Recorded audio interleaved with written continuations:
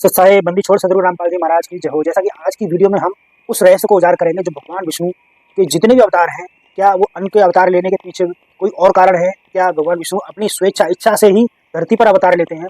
इस रहस्य को उजागर करने के लिए हम देवी पुराण से उस प्रमाण को दिखाएंगे, जिस प्रमाण को देखने के बाद में आपकी सोच, आपकी जो भगवान विष्णु को देखने की दृष्टिकोण है, वो पूरा का पूरा बदल जाएगा। तो हम देवी पुराण में वो प्रमाण दिखाने से पहले आपको ये भी बताएंगे साथ में कि जो गीता का ज्ञान दाता है, वो उसका अवतार लेने का और जन्म लेने का प्रक्रिया अलग है, और देवी पुराण में भगवान विष्णु के अवतार लेने की प्रक्रिया पूरी की पूरी अलग है। तो इससे ये प्रमाणित होगा कि गीता ज्ञानदाता प्रभु है वो अलग है, और भगवान विष्णु जो कृष्ण भगवान के अवतार में आए थे वो अलग है। तो वीडियो शुरू करने से पहले मैं आपसे रिक्वेस्ट करूंगा कि आप इस चैनल को एक बार सब्सक्राइब कर लें, बेल आइकन दबाएं, और ये वीडियो ज़्यादा से ज़्यादा लोगों तक शेयर करना ना भूलें। आइए चलो शुरू करते हैं। यह है श्रीमद् देवी भागवत महापुराण, प्रथम खंड है, हिंदी और संस्कृत दोनों है। ठीक है, ये गीता प्रेस गोरखपुर की है। आप यहाँ देख सकते हैं, गीता प्रेस गोरखपुर की है। और इसके जो हनुमान प्रसाद पोदार स्वामी, ये श्री महर्षि वेदव्यास जी द्वारा प्रमाणित है। महर्षि वेदव्यास जी द्वारा प्रमाणित है। और आगे देखते हैं इसके कौन लेखक हैं, ताकि आपको यहाँ पे मूल वगैरह भी लिखा हुआ है, यहाँ पे पूरी डिटेल दी गई है, आप देख सकते हैं। ठीक है, आज अब चलते हैं उसी पृष्ठ पर जहाँ हमको अवतार के विषय में जानना है। जब पृथ्वी पर पाप भार जब अधिक बढ़ जाता है, तो पृथ्वी माता देवलोक में जाकर देवताओं से मदद मांगती हैं। तो लिखा हुआ है, पाप भार से व्यथित पृथ्वी का देवलोक जाना, इंद्र का देवताओं और पृथ्वी के साथ ब्रह्मलोक जाना, ब्रह्मा जी के पृथ्वी तथा इंद्रादि देवताओं सहित विष्णु लोक जाना, विष्णु की स्तुति करना, अपने को भगवती के अधीन बताना।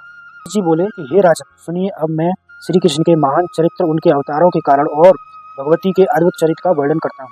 ये व्यास जी पूरी स्टोरी बता रहे हैं। आगे हम पढ़ेंगे इसके नेक्स्ट पेज पे। जब पृथ्वी माता मदद मांगने के लिए इंद्रदेव के पास आई, तो इंद्रदेव ने कहा कि भाई मैं आपकी मदद नहीं कर सकता, आप आगे ब्रह्मा जी के पास जाइए। तब पृथ्वी माता ब्रह्मा जी के पास आई।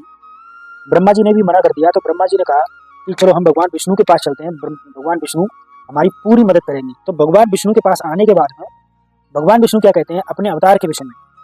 अब भगवान विष्णु बोले कि इस विषय में मैं, यानी कि विष्णु भगवान, ब्रह्मा, शंकर, इंद्र, अग्नि, यम, त्वष्टा, सूर्य और वरुण कोई भी स्वतंत्र नहीं है। यह भगवान विष्णु स्वयं कह रहे हैं। और कुछ पाखंडी लोग भगवान विष्णु की बात मानने से इनकार ही कर देंगे इस वीडियो को देखने के बाद में। यानी कि इसका अर्थ आप समझना कि वो भगवान विष्णु के पुजारी नहीं, विरोधी हैं, क्योंकि भगवान विष्णु की बात ही नहीं मानते। ठीक है जी, आगे बढ़ते हैं कि यह संपूर्ण चराचर जगत योग माया के अधीन है। योग माया के अधीन है। यह संपूर्ण चराचर जगत योग माया के अधीन है। ब्रह्मा से लेकर तृण पर्यंत सब कुछ सात्विक राजस तामस गुणों के सूत्रों द्वारा उन्हीं में गूथा हुआ है।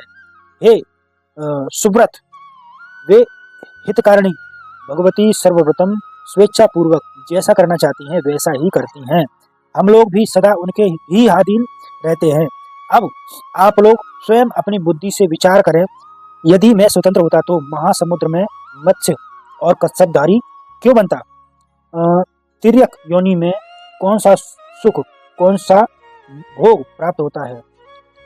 क्या यश मिलता है? कौन सा सुख होता है? और कौन सा पुण्य प्राप्त होता है? इस प्रकार शूद्र योनियों में जन्म लेने वाले मुझ विष्णु को क्या फल मिला?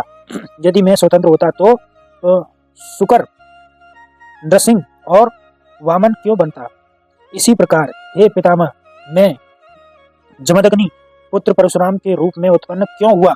इस भूतल पर मैं क्षत्रिय संहार जैसा नृशंस कर्म क्यों करता? और उनके रूप से समस्त सरोवर को क्यों भर डालता? उस समय मैं जमदग्नि पुत्र परशुराम के रूप में जन्म लेकर एक श्रेष्ठ ब्राह्मण होकर भी युद्ध में क्षत्रियों का संहार क्यों करता? और घोर निद्रयी बनकर गर्भस्थ शिशुओं तक को भला क्यों मारता? यहाँ पे लिखा हुआ है, गर्भस्थ शिशुओं को भला मैं क्यों मारता? यहाँ भगवान विष्णु स्वयं इस बात को स्वीकार कर रहे हैं। आप नेक्स्ट पेज पे चलते हैं कि अगर इस पेज में कोई शंका हो और देवी पुराण में आपको कोई शंका हो, तो इस पेज को आप पूरा मैं डाल रहा हूँ, तो इसको पुश करके आप आराम से पढ़ सकते हो। कहीं ऐसा कोई चीज़ तो नहीं, मैं गलत तो नहीं पढ़ा रहा, आप ध्यान से इस पेज को पढ़ सकते हो। आगे बढ़ते हैं कि यहाँ पर लिखा हुआ है कि उस समय माया से जब हमारे गुरुदेव बताते हैं कि राम अवतार के समय में जब सीता माता खो गई तो वो माया से प्रभावित थे, इसलिए पेड़ों से, पशुओं से, पक्षियों से पूछ रहे थे। माया से आच्छादित रहने के कारण मैं उस मायावी स्वर्ग स्वर्ण मृग को नहीं पहचान सका और जानकी को पूर्ण कुटिया में छोड़कर उस मृग के पीछे पीछे निकल पड़ा। मेरे बहुत मना करने पर भी प्राकृत गुणों से व्यामुग्ध होने के कारण लक्ष्मण भी उस सीता को छोड़कर मेरे पद चिन्हों का अनुसरण करते हुए वहां से निकल पड़े। तो ये वास्तविक उनकी सच्चाई है, लोग देखने के बाद भी इनकार कर देते हैं।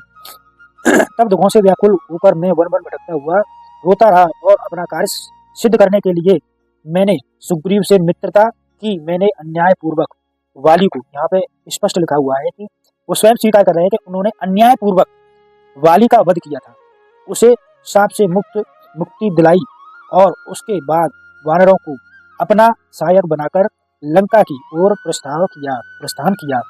तो ये भगवान विष्णु स्वयं स्वीकार कर रहे हैं और हम मुख्य बिंदु पर जाते हैं जहाँ भगवान विष्णु स्वयं इस बात को कहते हैं कि मुझे गर्भ में जबरदस्ती डाला जाता है। एक बार पेज पूरा दिखा दीजिए, कोई शंका ना रहे। और यहाँ पे लिखा हुआ है कि भगवान विष्णु स्वयं स्वीकार कर रहे हैं कृष्ण अवतार की कथा। व्यास जी कह रहे हैं कि उन भगवती ने अपनी रहस्यमयी लीला से भगवान विष्णु को भी संयुक्त रूप से मल मूत्र तथा संयुक्त से भरे गर्भ से होने वाला दुख भोगने को विवश कर दिया था, यानी कि मजबूर कर दिया था। इससे ये प्रमाणित होता है कि भगवती जो योग माया है किसी न किसी कारण से, किसी न किसी वजह से भगवान विष्णु को अवतार लेने के लिए मजबूर कर देती है। कभी नारद मुनि के श्राप से धरती पर अवतार लेना पड़ता है, किसी न किसी रूप से, किसी न किसी श्राप से उन्हें धरती पर अवतार लेना ही पड़ता है और धरती पर आना ही पड़ता है। ये उनकी योग माया उन्हें विवश कर देती है, मजबूर कर देती है। अब हम दिखाते हैं श्रीमद् भगवत गीता में अवतार लेने के विषय में काल भगवान क्या कह रहे हैं। अब हम आ चुके हैं गीता अध्याय 7 श्लोक 25 और 26 पढ़ेंगे। यहाँ पे काल भगवान क्या कह रहे हैं कि अब मैं अपनी योग माया से छिपा हुआ मैं अपनी योग माया से छिपा रहता हूँ। अब श्री कृष्ण भगवान तो सबके सामने, और जब से जन्म लिया सबके सामने ही वो रहते थे। यहाँ विचार करने की बात है, सबके प्रत्यक्ष नहीं होता, इसलिए यह अज्ञानी जन समुदाय मुझ जन्म रहित अविनाशी परमेश्वर को नहीं जानता, अर्थात मुझको जन्मने मरने वाला समझता है। तो यहाँ से स्पष्ट होता है कि ये जो गीता ज्ञानदाता प्रभु है ये अलग है और श्री कृष्ण भगवान अर्थात विष्णु भगवान है वो अलग है। साथ ही साथ मैं आपको ये भी दिखा देता हूँ गीता अध्याय 11 के श्लोक नंबर 32 में।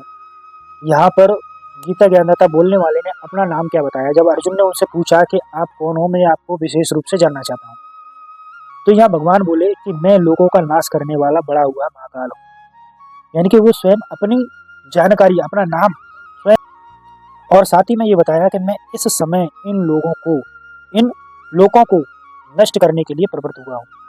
इसलिए जो प्रतिपक्षियों की सेना में स्थित योद्धा लोग हैं वे सब तेरे बिना भी नहीं रहेंगे, अर्थात तेरे युद्ध न करने पर भी इन सब का नाश हो जाएगा। तो इससे ये प्रमाणित हो जाता है कि गीता ज्ञानदाता प्रभु अलग है और भगवान विष्णु के अवतार श्री कृष्ण अलग हैं। ये दोनों एक ही नहीं है।